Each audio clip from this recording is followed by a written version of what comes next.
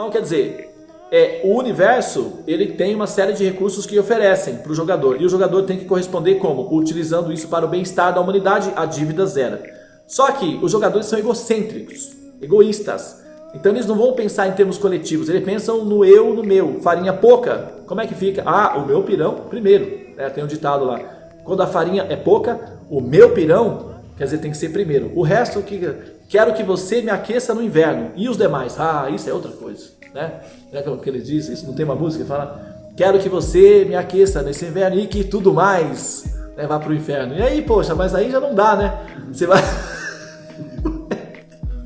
Isso daí poxa, já extrapola um pouco. Quer dizer que todo mundo então vai... Não, calma aí, meu amigo. Vai com calma, que tem espaço para todo mundo. Vamos fazer esse pensamento mais coletivo aí. Então, o egoísmo faz com que o jogador ele não pense coletivamente. E esse ato de não pensar coletivamente gera karma. Ou seja, ele gasta mais do que ele oferece, do que ele investe, do que ele guarda, do que ele poupa. Ele fica no vermelho. E esse ato de ficar no vermelho deixa ele sempre endividado. O egoísmo gera dívidas kármicas que obriga a pessoa a ficar renascendo constantemente para saldar essas dívidas. E quando ele renasce para saldar as dívidas, ele contrai novas dívidas. Sabe aquele pessoal que não consegue ter administração econômica? Eu não sei se vocês conhecem alguém assim, tem algumas pessoas que são assim, não conseguem administrar bem a questão econômica e estão sempre endividados. Não é o nosso caso aqui, mas tem muita gente que é assim, Vão se endividando, cada vez mais... E não consegue saber onde que isso vai parar. O Arjuna é uma dessas almas endividadas karmicamente. E Krishna, ele diz assim: olha, eu vou te redimir de todos os males, ou seja, de todas as suas aflições, todas as suas ansiedades. Então, para fazer um paralelo nesse ponto, uma vez um grupo de pessoas foram lá e questionaram o Mestre Jesus. Ele estava falando, ele fez um milagre, ele curou uma pessoa e disse: você está perdoado dos seus pecados. Ou seja, o que ele queria dizer, o seu karma foi zerado. Vá e não faça mais dívidas kármicas. Quer dizer, entrou por aqui e saiu por aqui, O cara vai fazer mais dívida kármica. Ele nem sabe como que, Mas pelo menos Jesus disse: os seus pecados estão perdoados agora. Só vê se, maneira aí, Não vai, entendeu? Não vai fazer tudo de novo. Ah, tá bom. Chega ali, começa a fazer tudo de novo. Entra por aqui e sai por aqui. Então, baseado nisso, ele dizia: ó Pai, até quando estarei entre eles? Então, o truque não para. Então, quando um grupo de críticos se aproximaram de Jesus: mas como é que você fala isso daí? Não, quem é você? Que autoridade você tem para dizer, perdoados estão os seus pecados? Então Jesus respondeu o seguinte: o que é mais fácil, falar ou fazer? E tinha uma pessoa que estava lá, um paralítico, que disse: levanta e anda. Então o rapaz se levantou e andou, e isso foi chocante. Então o que ele quis dizer? Eu tenho autoridade para corresponder ao que eu estou falando. Perdoados estão os seus pecados. Por que ele está sofrendo? São atos de pecados. Portanto, levanta e anda. Seus pecados estão perdoados, ou seja, sua dívida kármica está zerada. Pessoas de autoridade podem falar isso, porque elas têm condições de corresponder ao que falam. Entende? Por exemplo, se eu sou representante de uma empresa, digamos que a empresa vende telefones celulares, tá? Eu sou cadastrado na empresa, eu sou representante da empresa. E eu chego numa empresa, eu estou autorizado a dar um desconto inicial para quem fizer um acordo comigo. Eu chego numa outra empresa e digo: eu vou te dar um desconto, tá? Para você começar o negócio comigo, e eu vou proporcionar a quantidade de...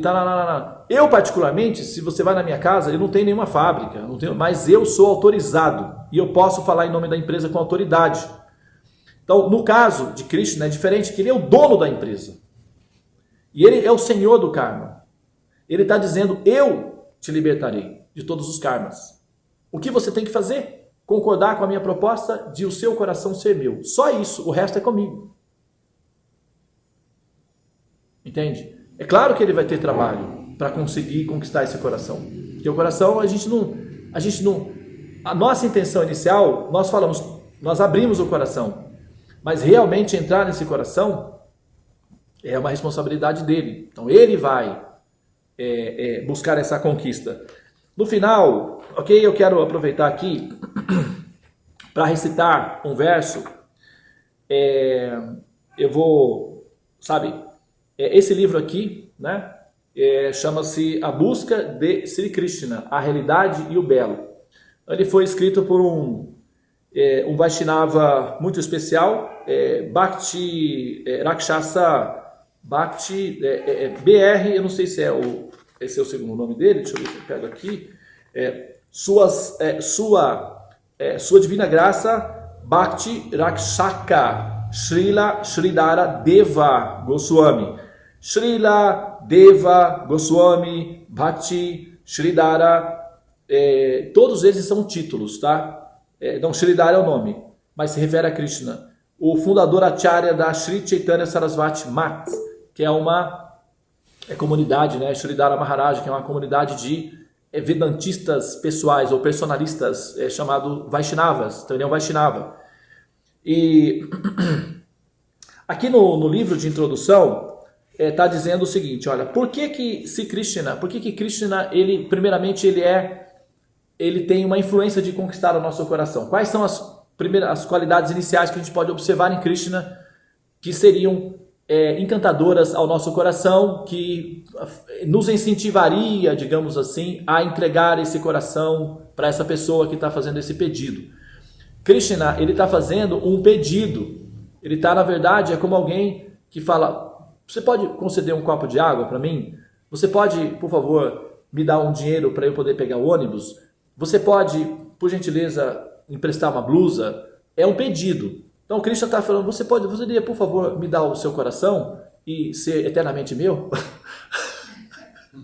É mais ou menos isso, né? Esse é o pedido que ele está fazendo. Ele está fazendo um pedido. Ele não está dizendo, sabe, você tem a obrigação de dar o seu coração para mim. Não é isso que ele está falando. Ele está falando: você poderia, por favor, oferecer o seu coração a mim, uma vez que você é uma pessoa muito querida para mim? Então tá bom. Então, qual seria motivações que nos favoreceriam a isso daí? Olha só, o verso é um verso que está apontado no Sri Chaitanya Charitamrita, que é um livro de graduação Vaishnava, no Madhya Lila, que é, ou seja, na fase intermediária desse livro, tá bom? Então eu vou entoar o verso 23, capítulo 23, verso 84. Aí nesse verso está dito o seguinte: Lila Premna Priya Jikyan Madhuryan Venu Rupayo Iti Asad Haranan Proktam Govindasya Chatustayan. Então está dizendo o seguinte: Krishna tem 4 qualidades super excelentes que encantam o coração da entidade viva. Vamos lá. Seus maravilhosos passatempos, seus maravilhosos associados, tais como sua mãe, as gopis, os seus amigos, são todos seres maravilhosos. Seus maravilhosos associados, como eu disse, que eles são muito queridos. Sua doce beleza, então ele é belo, agradável ao olhar, agradável à visão, agradável ao coração. A beleza de Krishna é agradável para os olhos. E a doce vibração de sua flauta. Então Krishna toca a flauta. Bom, tá, tudo bem, né? Tem muita gente que toca flauta e nem por isso elas são, né? Ok. Só que o que acontece é que quando Krishna toca a flauta é um mantra. E essa flauta vai abrir as travas do coração. É como ele consegue. Cada um tem o seu jeito de fazer as coisas, né? Cada um tem o seu método. Krishna tem uma flauta. Ele usa essa flauta para hackear. Não tem os hackers que usam programas de computador para poder entrar no computador e desarticular tudo? E não tem isso daí? Então, Krishna é um hacker do amor. E ele toca a flauta. E a flauta vai desarticulando todas as travas do coração. E quando você vê, você está em estado de êxtase, de encantamento. E não sabe como ele fez isso. É assim que a gente, né, os hackers fazem isso. Você não sabe como ele entrou aqui, fez e tal. Mas como é que foi? Poxa vida, mas eu nem fiquei vendo.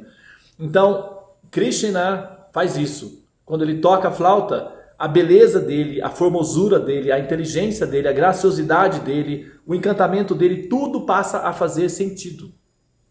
Deixa de ser uma abstração, uma mitologia e passa a ser real. E nós despertamos ternura, doçura, amor por Krishna. E a implicação disso é que, como ele tem muitos recursos à disposição, então nós somos naturalmente inseridas nesse ambiente de Krishna, que é colorido, diversificado, jovial, alegre e super sensual, digamos assim, pelos sabores, pelos perfumes, pela exuberância das belezas das pessoas e do humor das pessoas que se relacionam com Krishna. Então a gente pensa assim, vem cá, e se eu for passar por esse processo, ok? Se Krishna encantar meu coração, o que acontece comigo? Bom, deixa eu olhar para aqueles que já são vítimas desse encantamento. Então, os passatempos de Krishna vão mostrar como são as pessoas que o amam, o que acontece com elas. Então a gente vai ter uma referência. Então é assim que eu vou ficar se acontecer de o meu coração for conquistado por Krishna? Bom, não me parece ser perigoso, né? Até parece ser intenso, divertido, e aqueles que o amam falam com tanta intensidade e prazer que parece que dá um efeito bom. Baseado na experiência daqueles que amam Krishna, por osmose nós assimilamos a ideia. E às vezes até nós queremos esse amor. Porém, como nós também temos o livre-arbítrio e a nossa concepção de existência, ao não dar essa chance a Krishna, nós controlamos o coração. E é nesse momento que nós dizemos, aqui você não entra, meu querido. Aqui eu não deixo você entrar. Como ele é educado, ele não vai fazer isso. Ele vai sempre, e essa porta eu posso abrir? Ah, mas por que você quer abrir essa porta? Bom, o que tem de tão especial aí que você não quer deixar que eu veja? E tal. E esse processo de conquista é contínuo. Ele vai até que ele vai conquistando a alma, mas nós somos desconfiadas. Muitas pessoas prometem coisas que não cumprem, nos enganam, nos traem, nos decepcionam. E Krishna está se apresentando como uma pessoa que está pedindo tudo e eu vou ficar sem nada? Não é bem assim não. Aí entram os medos. Os medos. E esses medos são as nossas concepções de vida, os preconceitos adquiridos dos assim chamados pensadores racionais, e etc. E as resistências. Então essas resistências, Krishna, ele não vai bater nessas resistências. Ele sempre vai dizer, posso ter o seu coração? Você vai ter que tomar essa decisão? Sim, pode. Agora tem um grande problema, tá trancado a 1000 chaves e eu nem sei mais onde estão elas. Ah, tudo bem. Eu só preciso de uma decisão inicial sua. Permite que ele seja meu? Tá? À vontade. Ele então vai fazer o resto. A nossa decisão é, ok, concordo com o seu pedido. E agora você, né, faz o que você achar que deve fazer aí, tudo bem, tá nas suas mãos. Muito bem. Então essa relação de pedido de conquista e de consentimento permite com que ele possa abrir as chaves do coração e entrar ali. Tá? Então essa relação de reciprocidade, ela acontece quando o pedido é o ato de amor, ok? Agora vamos ver, né, o resultado final disso daí, qual é a proposta final? A morada transcendental de Krishna, porque, sabe, né, naquela exemplo dos amigos, os caras foram todos morar com um amigo, ele comprou uma mansão com 300 quartos e aí chamou todos os amigos para morar junto. Pô, vamos ser uma festa contínua, então tá. Foi todo mundo morar junto na casa dele, né? E estão lá, se divertindo. Tá bom, tem bom karma, deixa eles se divertirem, né? E, bom, Krishna tem uma morada. E acontece que os amigos dele, ele gosta de ter por perto.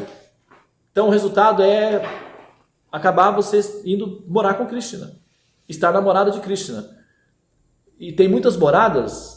O universo, a existência, como Jesus disse, né? Na casa do meu pai tem muitas moradas. Então há muitas moradas. Krishna está dizendo, vem morar comigo. Bom, né? Então, ali, a morada transcendental de Krishna. Bom, tudo se destina a Krishna. Também nos destinamos a ele. Ishavasya idam sarvam. Este é o conhecimento verdadeiro. E esta é a verdadeira situação do mundo. A exploração é uma ideia incompleta e reacionária pela qual incorremos em um débito que teremos que pagar mais tarde. Isso é chamado, que nós falamos aqui, né? Que é o egocentrismo. É o egoísmo. Então você pensa, tudo é meu. Tudo é para mim. E vai pegando tudo. Egoisticamente. para propósitos locais, egoístas. O resultado disso é que você acumula dívidas kármicas e você tem que voltar para ficar pagando essas dívidas, que é o que a gente falou anteriormente. Poderemos ir até os planetas mais elevados, o planeta mais elevado no mundo material, mas explorando a natureza incorreremos em um débito e tornamos-nos pesados e descemos. Essa dívida kármica nos torna ancoradas, almas ancoradas, pesadas. Então ela não consegue fazer a ascensão, porque ela está ancorada, presa a uma dívida kármica, por isso que tem o renascimento. Entendeu? E quando descemos, outros vêm explorar e extorquir-nos até que nossos débitos sejam pagos. Você entendeu? Então não é que você desce e está tudo bem, não. Os dividendos vão ser, aí você se sente, poxa, mas aí não tem sossego, minha vida quando começa a ficar bom, mas aí já não dá, eu quero, então para o mundo que eu vou descer. Não, meu amigo, você tem que pagar a sua dívida, cara, poxa, mas não dá para, não, tem que pagar mesmo. Aí chama-se karma isso daí, entendeu?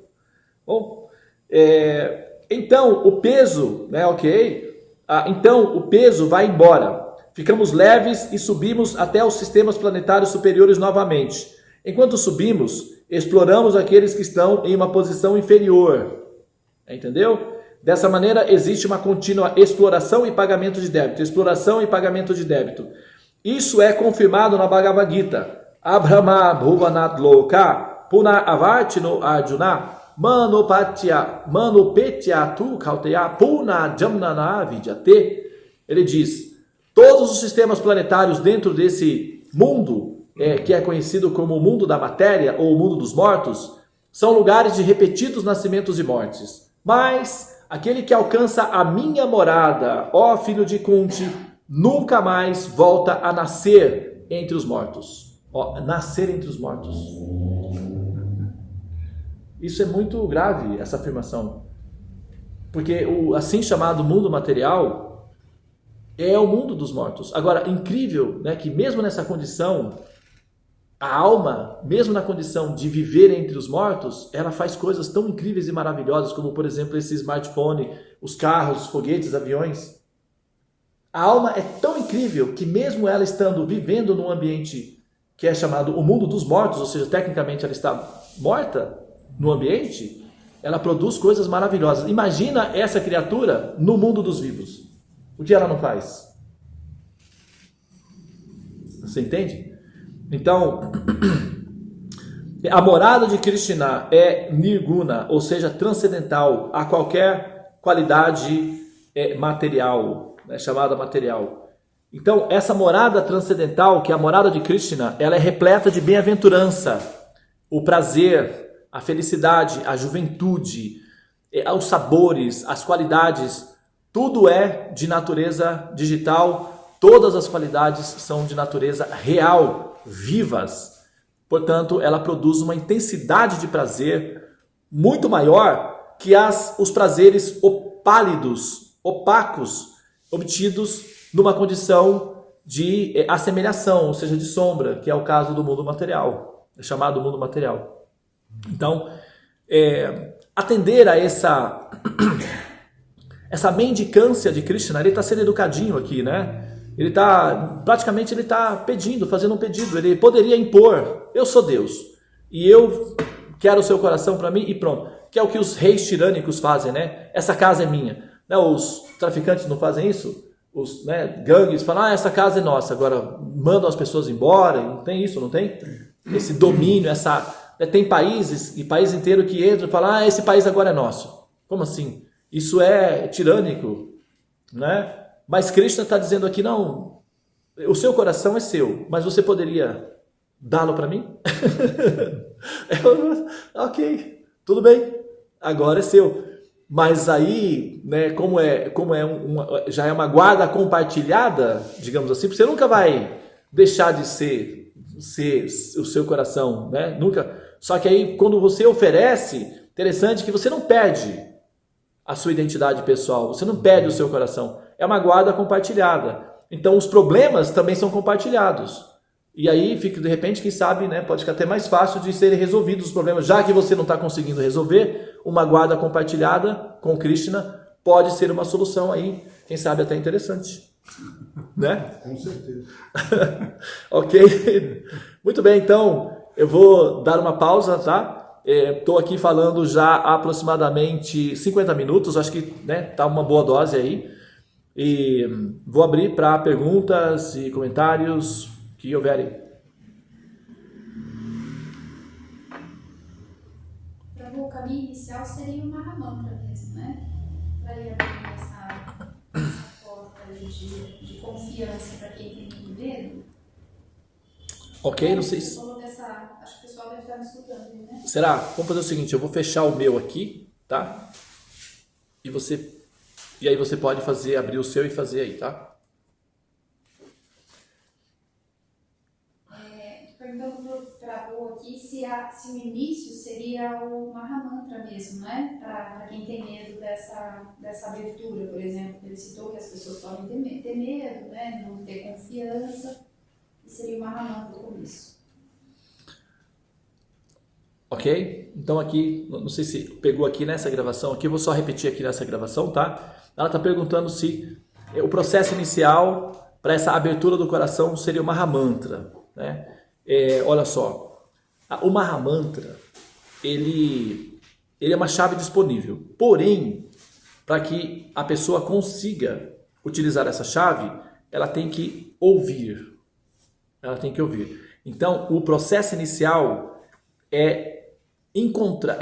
quando você se depara com alguém que já fez esse caminho, ou seja, já conseguiu doar o coração para Krishna, e ele ficou com esse grande problema na mão e acabou resolvendo. Então, a primeira etapa é ouvir, né, com boa vontade, alguém que já tenha esse caminho feito. Com relação a isso daí, essa pessoa normalmente vai oferecer um método. Qual o método que, nesse caso, nesse momento atual, é oferecido? O Mahamantra. Aí é que entra o Mahamantra. Então, a pessoa vai entoar o Mahamantra com a compreensão de que ele já funcionou com alguém. E aí, essa sensação de que ele funciona ajuda, é um nutriente, digamos assim, é como se fosse um adubo que você coloca na planta. Então, é a chamada Shraddha, ou fé. Na verdade, é por osmose. Você pega a realização de alguém que tem e com base nela você começa a sua. É como pegar empréstimos para começar um negócio, né? Então, assim que funciona. E o Mahamantra, ele vai fazer esse negócio prosperar. Ok? Então, o Mahamantra, o que o Mahamantra vai fazer? O Mahamantra vai limpar o coração, o Mahamantra vai limpar a mente. O Mahamantra vai tirar os traumas, os medos. Então, o estado de paralisação, de choque existencial. E no estado assim mais sublime, mais leve, o ser, né, com um certo bom humor, vai então fazer essa proposta para Krishna. Ok, tudo bem. Eu fiz análise aí, eu verifiquei as possibilidades, as outras propostas. Todo mundo está fazendo essa proposta para mim. Você não imagina quanta gente já bateu aqui pedindo isso daí para mim. Estou assim, tal. E vi que alguns amigos meus ofereceram, deu o maior rolo. E eu estou assim, em estado de choque, eu não sei mais o que fazer e agora tá. Ok, aí começa a entoar o Mahamantra e começa a observar o comportamento de Krishna, como ele fala, como ele procede, os atos de Krishna, os passatempos de Krishna. Então, esse medo, esse choque vai se arrefecendo e as ternuras vão se manifestando no coração, porque Krishna, ele já consegue, já do início, assim que você conscientemente, em estado de consciência, diz para Krishna: está bem, aqui está o meu coração, faça o melhor que você puder para conquistá-lo. Ele já é seu, porém, o meu amor não me pertence, nem te pertence ainda. O amor é conquistável. Se você conquistar esse amor, ele já é seu. Fique à vontade, conquiste-o. Então, essa atitude inicial dá a Krishna o aval para ele entrar. Então, como ele vai fazer? Daí ele entra com a flauta, que é o sistema hacker dele para desarticular os mecanismos de defesa.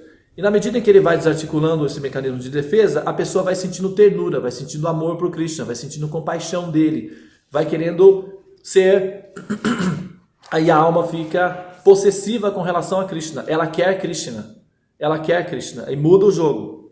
Já não é mais Krishna é a conquistando o coração. Quando a alma está encantada por Krishna, ela passa a ser o conquistador de Krishna, a alma conquistando Krishna. Então os atos dela já vai ser para apreender Krishna no coração. Então agora você entrou, agora aguenta, você vai ter que ficar. E ele então, aí começa, né? E quem perdeu pode ganhar. Minha amiga, minha namorada. Não tem essa música? Quem perdeu pode ganhar. Tá bom, eu perdi meu coração, mas eu ganhei você. E aí, como é que fica agora? Então, é um jogo mais ou menos. E o Mahamantra realmente faz essa parte inicial de equalizar os medos, enfim, né, os traumas, os choques das decepções pelas quais nós já passamos, porque são muitas, né? Não dá tempo de enumerar aqui, então a gente vai pular essa parte para otimizar o tempo. Ok? Tudo bem? Faz sentido? Lógico. Então tá. Muito bem, então. Se alguém quiser comentar mais alguma coisa, então a gente pode encerrar aqui. Eu gostaria só então de saber aqui, aproveitar, né? De saber aqui, por exemplo, do nosso querido Antônio Carlos. Você acompanhou toda a nossa narrativa, Carlos? E na sua opinião de observador, de ouvinte, qual a opinião que você concederia aí para essa afirmação? É um universo um pouco novo para mim, mas como já tinha te falado, faz muito sentido essa aproximação com a divindade, né? Essa busca pela aproximação da divindade e essa estratégia de encantamento, que nada mais é do que o próprio amor, né? Eu acho que deixar revelar o amor é o aprendizado verdadeiro. E aí você tem vários mecanismos de revelar o amor, e acho que é isso que a gente está tateando e aprendendo com a empresa. É isso que eu compreendi.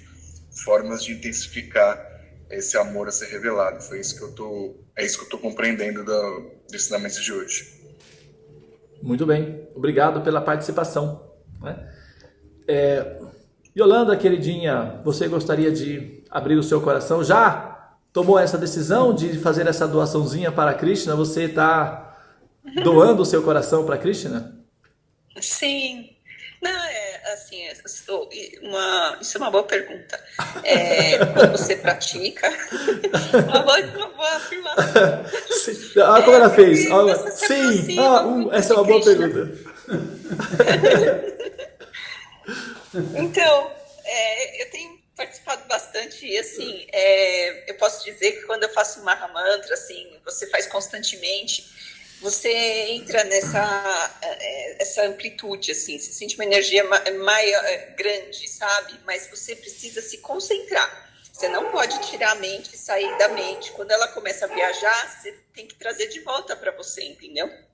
E é muito bom, é uma sensação muito boa.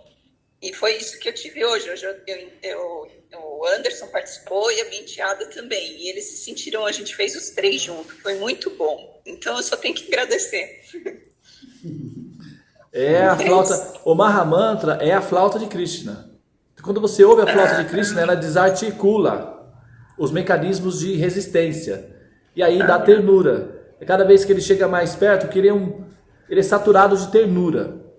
Então, na medida em que ele vai entrando, você vai sentindo mais e mais ternura. A ponto de você ficar, assim, entre aspas, né, dependente dessa ternura. Aí você vai querer essa ternura cada vez mais, cada vez mais. E para ter essa ternura garantida, você vai ter que fechar de novo o seu coração com Krishna lá dentro. Boa. Esse é um jogo, querida. Quem perdeu pode ganhar. Então, o destino final é nós, assim, prendermos Krishna lá dentro. Porque o coração é uma prisão, né? Ele quer entrar, então vamos deixar. Depois Entendi. Tá bom, Tá querida. certo. Obrigado, tá, pela sua Eu que participação. agradeço. E obrigado pelo seu amor, tá bem? Namastê. De todos vocês. Muito obrigada. Viu? Não é? Dave, querida, você quer comentar alguma coisa? Eu quero. Foi, assim, era Krishna. Foi ótimo. Justamente, a gente estava falando disso com a Hara, estava conversando com ela hoje à tarde, e olha, eu falei assim, tem duas formas de chegar, né, a Deus, por exemplo. Se fosse o presidente né, da República, ninguém pode chegar a ele. Mas se você ficar amigos, né, de alguém que é bem próximo dele, e ele explicar como chegar ao presidente, você chega ao presidente, né? E assim, você, né? Aí, nossa, foi ótimo você ter falado de Krishna, porque eu estava falando para ela, bom, todo mundo está procurando alguém, a gente sempre fica frustrado com as relações nesse mundo, né? A gente sempre está querendo super amor, super beleza, super carinho, mas o outro também é uma alma condicionada e ele não pode reciprocar com a gente. Então existe alguém aí que pode, né? E justamente você falou de Krishna. Né?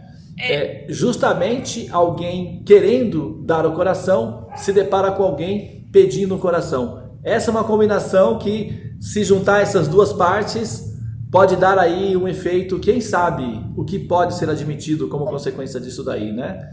Então, tá aí. Encantamentos, né? Porque com Krishna, ele sempre